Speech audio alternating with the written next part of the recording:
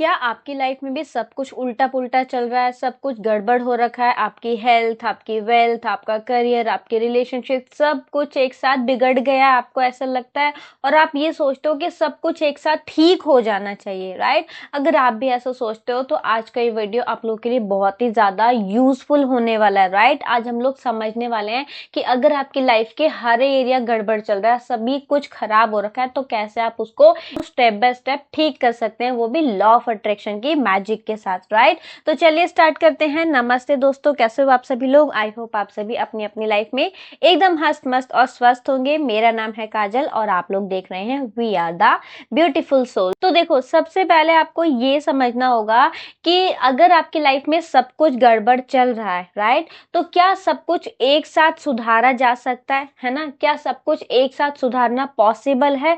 तो इसका सीधा सा आंसर है नहीं।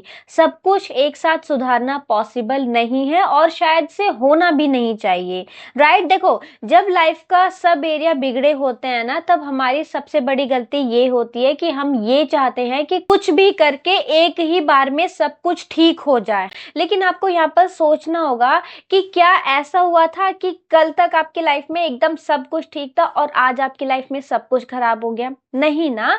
मतलब आपकी जो लाइफ है उसके जो एरियाज हैं, वो चाहे वो आपकी health, wealth, relationship, success, happiness जो भी है, ये सभी एरियाज एक साथ खराब नहीं हुए हैं, राइट? जब सब कुछ बिगड़ने में एक दिन का टाइम नहीं लगा है तो सब कुछ सुधरने में एक दिन का टाइम नहीं लगेगा, राइट? सब कुछ बिगड़ने में आपको 10 साल, 20 साल, 30 साल या फिर आपकी जितनी भी एज है उतने साल लगे हैं हर आपकी लाइफ का हर एक एरिया खराब होने में, है ना? तो क्या ठीक होने में आपको टाइम नहीं देना पड़ेगा? आप ये बात मुझे बताइए। डेफिनेटली देना पड़ेगा, राइट? ये समझना आपके लिए जरूरी है कि सब कुछ एक दिन में नहीं बिगड़ा था तो हम सब कुछ एक दिन में ठीक नहीं कर सकते हैं, राइट? पहले एक एरिया में आपको इम्प्रूवमेंट करना होगा, फिर दूसरे एरिया में, फिर तीसरे एरिया में, और इस तरीके से आप अपनी पूरी लाइफ को अपने अकॉर्डिंग कर सकते हो।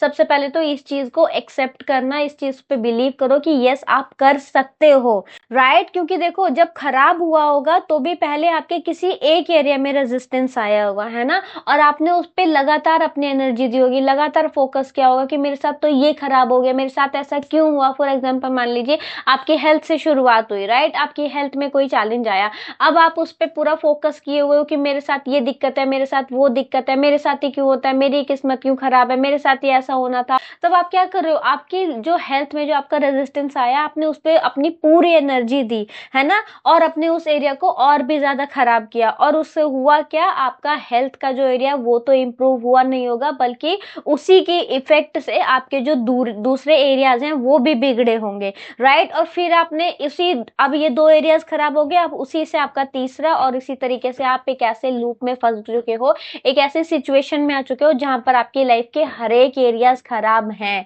राइट? तो इसलिए आपको समझना होगा कि जब बिगड़े एक एक करके हैं तो ठीक भी एक एक करके ही होंगे। पहले आपको एक एरिया में अलाइनमेंट लानी होगी, फिर आप जब आप एक एरिया में इंप्रूवमेंट करेंगे तब उसी की वाइब्रेशन का इफेक्ट होगा कि आपका दूसरा एरिया भी नेचुरल इंप्रूव होगा, और इसी तरीके से धीरे धीरे एक एक करके आपकी पूरी लाइफ बेटर होती जाएगी, राइट? इस जर्नी में जो सबसे ज्यादा इंपॉर्टेंट होगा वो होगा आपका पेशेंस और कंसिस्टेंसी, है ना? देखो, डेस्परेशन से कुछ नहीं होता। डेस्परेशन अपने आप में एक बहुत ही लो वाइब्रेशन है ना? डेस्परेशन से आपको कभी भी कोई भी रिजल्ट नहीं मिल सकते, इस चीज को गांठ बांध के रख लो। देखो, लॉ ऑफ अट्रैक्शन का सिंपल सा रूल है कि आप जो भी वाइब्रेट करते हो, जैसे भी आपकी फीलिंग्स, जैसे भी आपकी वाइब्रेशंस होती हैं, वही आप अट्रैक्ट करते हो, राइट? अगर आप नेगेटिविटी पे फोकस लगातार कर रहे हो तो आप पॉजिटिव आउटकम की एक्सपेक्टेशन ही नहीं कर सकते। इसलिए या तो आपको अपनी वाइब्रेशन को कॉन्शियसली पॉजिटिविटी में शिफ्ट करना होगा, या फिर अगर आप नहीं कर पा रहे हो तो कम से कम आपको जो अपना ध्यान है, अपना फोकस है,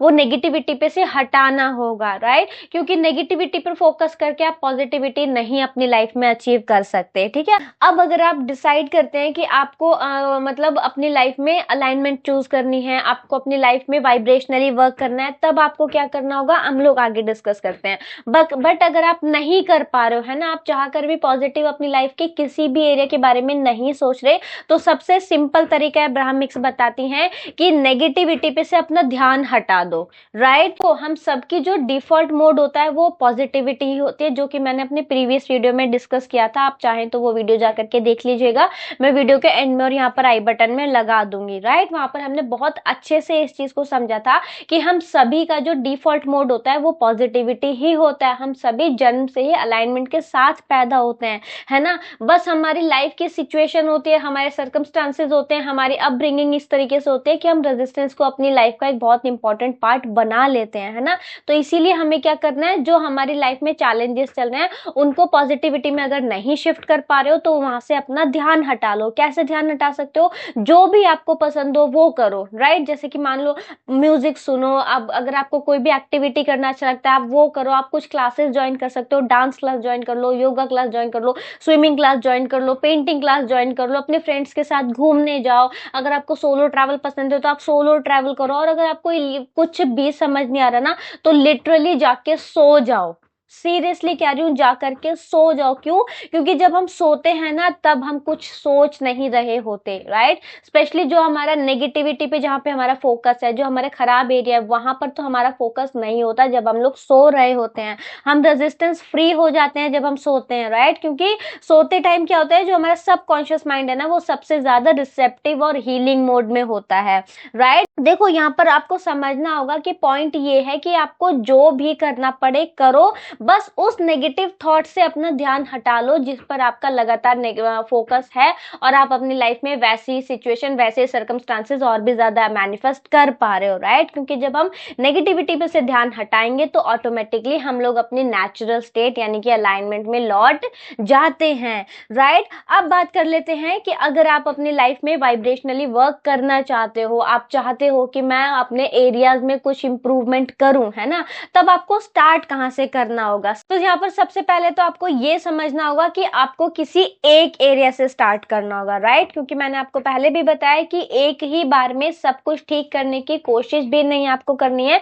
ये अपने आप में ही एक बहुत ही ज्यादा गलत स्ट्रैटेजी हो जाती है, क्योंकि जब आप बहुत ज्यादा ओवरवेल्म होते हो तब एक हैप्पी सक्सेसफुल लाइफ में जंप नहीं कर सकते। पहले आपको वाइब्रेशन थोड़ी थोड़ी अपलिफ्ट ही करनी पड़ेगी, राइट। इसका तरीका क्या होगा, देखो सबसे पहले तो आपको अपनी feel good energy find out करनी होगी, चाहे वो छोटी छोटी चीजों में ही क्यों ना हो। क्योंकि जैसे कि मैंने बताया आपको कि आप ऐसी चीजें करो जो आपको पसंद हो, जैसे म्यूजिक सुनना और वो सारी चीजें, राइट। अब उसके अलावा अगर आपको स्टार्ट करना है तो एक ऐसे एरिया से स्टार्ट करो जो जिसमें सबसे कम रेजिस्टेंस हो, जो सबसे कम पेनफुल हो आपकी लाइफ के लिए, वहां से स्टार्ट करो। जैसे अगर आपका करियर, रिलेशनशिप, हेल्थ सब कुछ बिगड़ा हुआ है, राइट, पर आपको लगता है कि आपको अपने पेट के साथ टाइम स्पेंड करके अच्छा लगता है ना, आपको अपनी किसी फ्रेंड से बात करके अच्छा लगता है, तो वही आपका एंट्री पॉइंट होने वाला है वाइब्रेशन शिफ्ट करने का, राइट। माने जो भी हमने ऊपर वाली चीजें डिस्कस करी थी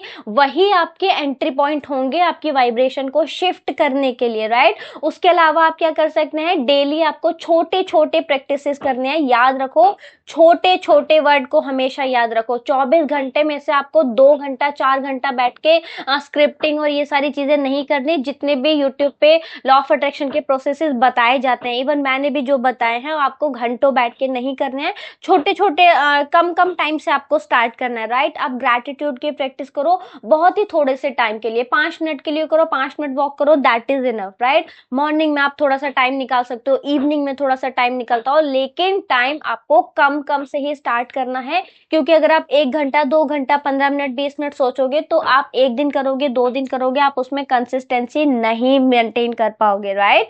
इसीलिए आपको छोटे छोटे टाइम फ्रेम से स्टार्ट करना है, लेकिन कंटिन्यूसली करना है। क्योंकि देखो जो चीजें आपको रिलीफ फील देंगी ना उसमें आपको ज्यादा टाइम बिताना है ना। देखो कॉन्शियसली हम लोग प्रोसेसेस कर रहे हैं, दैट इज ओके। लेकिन जो आपको नेचुरली ज्यादा रिलीफ फील देते हैं उनके साथ आपको ज्यादा टाइम बिताना है, बजाय इसके कि आप अननेसेसरी के प्रोसेसेस करने पे ज्यादा फोकस करो। ठीक, उसके अलावा जो है अपनी एक्सपेक्टेशंस आपको बहुत छोटी रखनी है। आपका जो मेन टारगेट होना चाहिए वो सिर्फ रिलीफ होना चाहिए, राइट। गोल आपका ये नहीं होना चाहिए कि मैं एक दिन में बिलियनर बन जाऊंगा या एक दिन में मेरी पूरी बॉडी हेल्दी हो जाएगी, क्योंकि वो सब एक दिन में खराब नहीं हुआ है, इसीलिए एक दिन में ठीक नहीं होगा। आपका गोल सिर्फ इतना होना चाहिए कि अपनी करंट फीलिंग से थोड़ा सा बेटर फील करना है आपको, बस, राइट। क्योंकि देखो, रिलीफ का मतलब होता है कि जो फीलिंग आपकी अभी है उससे थोड़ा सा आपको हल्का फील करना है, और उसके अलावा बहुत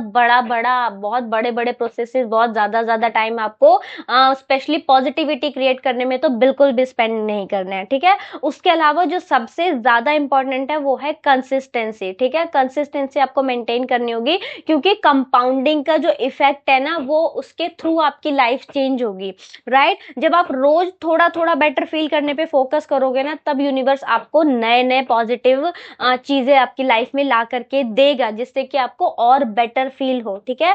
पहले आपको छोटे छोटे इंप्रूवमेंट्स मिलेंगे, फिर आपको बड़े ब्रेक थ्रूज अपनी लाइफ में डेफिनेटली देखने को मिलेंगे। क्योंकि आप सोच के देखो कि अगर आपको ड्राइविंग आती है ना, तो आपने कभी नोटिस करो कि अगर आप एक गाड़ी चलाते वक्त किसी भी दलदल में फंस गए हो, तो क्या आप सीधे से एक्सीलरेटर को दबा के फुल स्पीड से निकाल सकते हो? नहीं निकाल सकते। आपको क्या करना होगा? आपको हल्का सा रिवर्स लेना होगा, धीरे से एक्सीलरेटर को प्रेस करना होगा, मोमेंटम बनाना पड़ेगा, और फिर जब ग्रिप आती है तब स्मूथली आप उस सिचुएशन से निकल जाते हो, राइट। लाइफ का भी यही रूल है। जब सब कुछ बिगड़ा हुआ लगता है तो पहले अपनी फीलिंग को हल्का सा मोमेंटम आपको चेंज करना होगा, फिर यूनिवर्स का सपोर्ट आपको मिलने लगेगा, और जब यूनिवर्स आपको सपोर्ट करेगा फिर आपके सभी एरियाज धीरे धीरे ऑटोमेटिकली इंप्रूव होने लगेंगे, राइट। उसके अलावा अगर मैं आपको यहाँ पर सबसे अमेजिंग चीज बताऊं ना, तो वो जो आपके सबसे ज्यादा हेल्प करेगी वो है मेडिटेशन। कौन सी मेडिटेशन?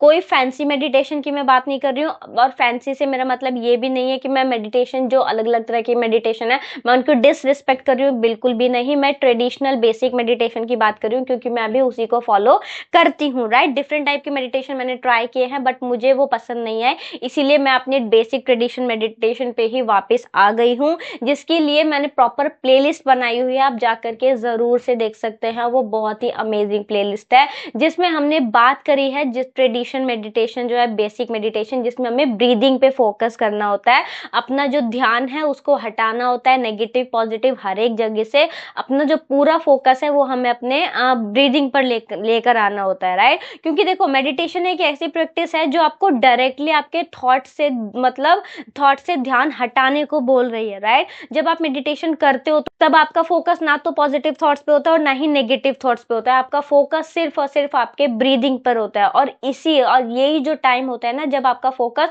सिर्फ और सिर्फ ब्रीदिंग पर होता है, तो जो साइलेंस इस समय क्रिएट होता है वही आपके वाइब्रेशन को अपने आप नेचुरली अलाइनमेंट की तरफ लेकर जाता है, राइट। अब हो सकता है स्टार्टिंग में जब आप मेडिटेशन करो तो आप स्टार्टिंग में 15 मिनट कर भी ना पाओ, आप 2 मिनट से शुरू करो, 5 मिनट से शुरू करो। हो सकता है अगर आपने आज फर्स्ट डे मेडिटेशन किया है तो 2 मिनट के मेडिटेशन में शायद से आप 5 या 10 सेकंड ही फोकस कर पाओगे। लेकिन जब आप इसको कंटिन्यूअसली प्रैक्टिस करोगे तो अगले आने वाले 1 हफ्ते 10 दिन के बाद जो आप 2 मिनट मेडिटेशन कर पाए थे वो आपका 15 मिनट मेडिटेशन हो जाएगा, और जो आपका 10 सेकंड फोकस हुआ था वो अब आपका बढ़ के 1 या 2 मिनट हो जाएगा। अब आप कभी ये सोच सकते हो कि इस 1 मिनट के फोकस से क्या होगा।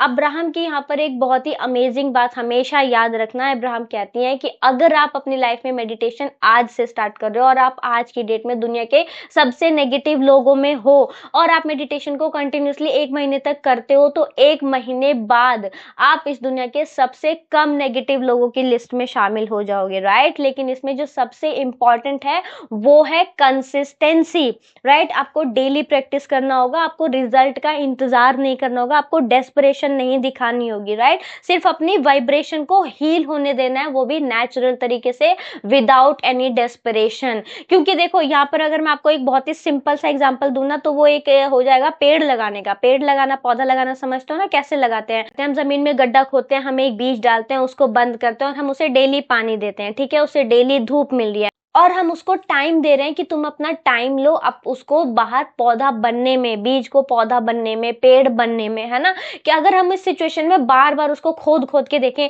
कि अरे आज मैंने बीज लगाया, कल खोद के देखो अरे पौधा नहीं बना, फिर बंद कर दो, फिर परसों खोदो अरे पौधा नहीं निकला, फिर बंद कर दो, तो क्या इस प्रोसेस के साथ कभी पौधा निकलेगा? जीवन में कभी पौधा नहीं निकल सकता। आप उसको रोज 10 साल तक खोद खोद के देखते रहना, राइट। इसीलिए लोग क्या करते हैं, डेस्परेशन में पड़ जाते हैं, अरे अभी तक नहीं हुआ, अभी तक नहीं हुआ, अभी तक नहीं हुआ। और ये अभी तक नहीं हुए वाले एटीट्यूड के साथ कभी होगा भी नहीं, चाहे आप 1 महीने, 2 महीने, 1 साल, 2 साल, 50 साल ही क्यों ना लगा दो, कभी कुछ भी नहीं होने वाला, राइट।